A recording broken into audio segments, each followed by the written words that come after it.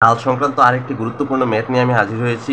ম্যাথটি হলো a1-1 b2 এবং c4t বিন্দু তিনটি সমরেখা হলে টি এর মান কত?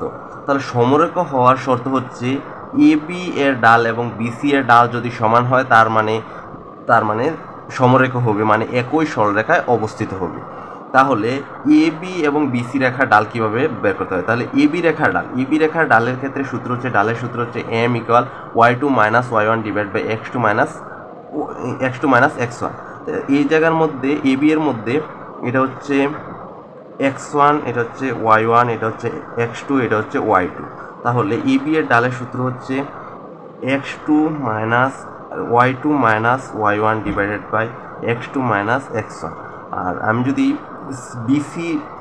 বিসি রেখার ডাল নির্ণয় করি, তাহলে এটাকে যদি আমি x2 আর এটাকে যদি y2 ধরি, তাহলে হচ্ছে এটা যদি x3 আর এটা যদি y3 হয়, বিসি রেখার ডাল হবে y3 - y2 / x3 - x2।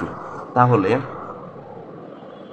y2 এর মান হচ্ছে 2 -1 x2 এর মান হচ্ছে 2 সূত্রের মাইনাস, আর x1 এর মান হচ্ছে 1 ইকুয়াল হচ্ছে y3 এর মান হচ্ছে t - 2 হচ্ছে 4 - 2।